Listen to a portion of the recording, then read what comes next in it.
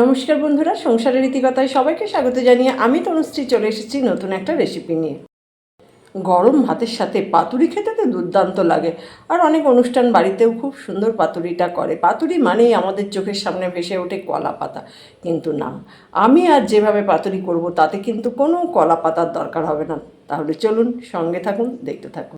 এইভাবে পাতুরি বানালে একটা কি সুবিধা, কলা পাতা হলে তো পাতাটা ফেলে দিতে হয়, আর এই পাতাটা তো ফেলে দিতে হবে না। এই পাতাটা ভাতে মেখে খেতে দুর্দান্ত লাগে। তাই আমি বলবো একবার হলেও বাড়িতে এইভাবে এই পাতাটা দিয়ে পাতুরি বানিয়ে দেখুন। তাহলে আর কথা না বাড়িয়ে মূল রেসিপিতে চলে যাই, চলুন। এখানে আমি চিংড়ি মাছ নিয়েছি আর মাথাগুলো ফেলে দিয়েছি, আর পিঠে যে কালো সুতোটা থাকে সেটাও ফেলে দিয়ে খোসাগুলো ছাড়িয়ে নিয়েছি। এবার দিয়ে দিলাম 1 চামচ নুন, আর দিয়ে দিলাম 1/2 চামচ হলুদ গুঁড়ো। চিংড়ি মাছগুলো তো আমি ভালো করে ধুয়ে নিয়েছিলাম, মাথাগুলো ফেলে দিয়েছি, আর পিঠে যে কালো অংশটা থাকে সেটাও বাদ দিয়ে দিয়েছি, খোসা ছাড়িয়ে নিয়েছি। আর নুন হলুদ ভালো করে মেখে নিলাম। এখানে আমি একটা শিলের মধ্যে 1 চামচ পোস্ত, 1 চামচ সর্ষে আর একটা কাঁচা লঙ্কা নিয়েছি। এবার এই সর্ষে পোস্ত কাঁচা লঙ্কাটা পেস্ট বানিয়ে নেব। আপনারা চাইলে এটা মিক্সিতেও করতে পারেন, আমি এটা শিলে করে নিচ্ছি। পোস্তটা তো বাটা হয়ে গেছে, এবার এটা আমি শিল থেকে তুলে নেব। চিংড়ি মাছগুলো তো নুন হলুদ মেখে রেখেছিলাম, এবার যে সর্ষে পোস্তর কাঁচা লঙ্কা বাটলাম সেটা এর মধ্যে দিয়ে দিলাম, আর দিয়ে দিলাম 1 চামচ হলুদ গুঁড়ো, দিয়ে দিচ্ছি 1/2 চামচ লঙ্কা গুঁড়ো।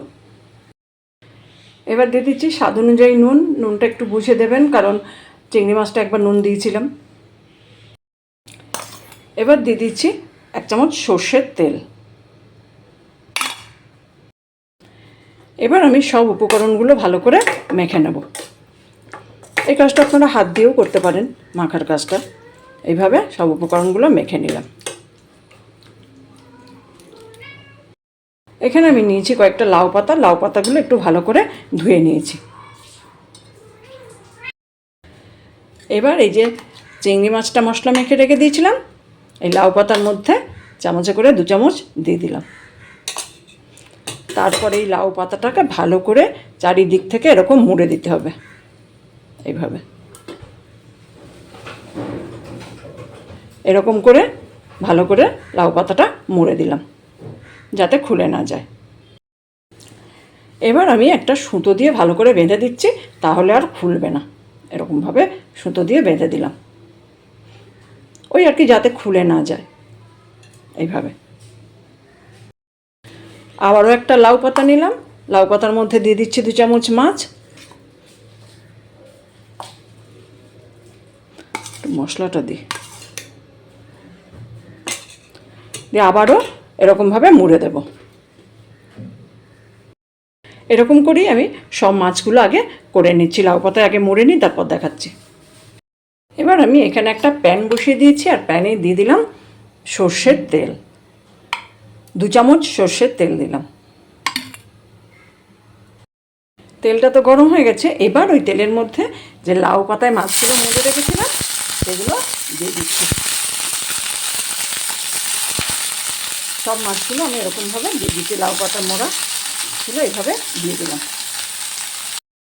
এবার আমি উপর থেকে একটা ঢাকা দিয়ে দিলাম, আর গ্যাসের ফ্লেমটা একটু কমিয়ে দিয়েছি।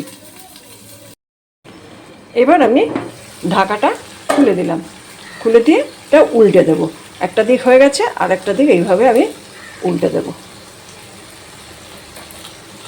সবগুলোই এরকম করে আমি উল্টে দেব।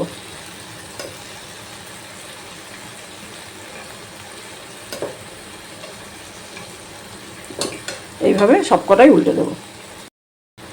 উল্টে দিয়ে আবারও একবার আমি ঢাকাটা দিয়ে দিলাম। এবার আমি ঢাকাটা খুলে দেখাচ্ছি। দুটো দিকই খুব ভালো মতন হয়ে গেছে, আর কিছু করার নেই। এরপর আমি গ্যাসটা অফ করে দিয়ে 5 মিনিট স্ট্যান্ডিং টাইমে রাখছি, রেখে তারপর আবার দেখাচ্ছি। আমার তো কলা পাতায় পাতুরির থেকে লাউ পাতায় পাতুরি খেতেই বেশি ভালো লাগে, কারণ কলা পাতাটা ফেলে দিতে হয়, লাউ পাতাটা তো ফেলে দিতে হয় না, তাই লাউ পাতার পাতুরিটা আমার বেশি পছন্দ।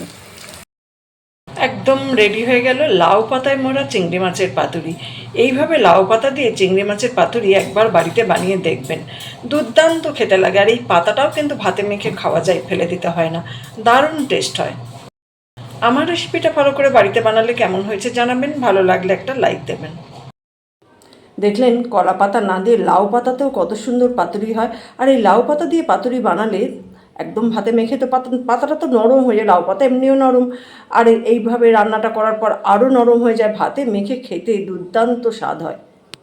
আমার রেসিপিটা ফলো করে একবার হলেও বাড়িতে বানিয়ে দেখবেন, বাড়িতে বানালে কেমন হয়েছে জানাবেন, ভালো লাগলে একটা লাইক দেবেন। যারা এখনও আমার চ্যানেলটা সাবস্ক্রাইব করেননি তাদের অনুরোধ করব আমার চ্যানেলটা সাবস্ক্রাইব করে নেওয়ার জন্য। আর অলরেডি যারা সাবস্ক্রাইব করেছেন, আমার সঙ্গে আছেন, পাশে আছেন, তাদের তো অসংখ্য ধন্যবাদ।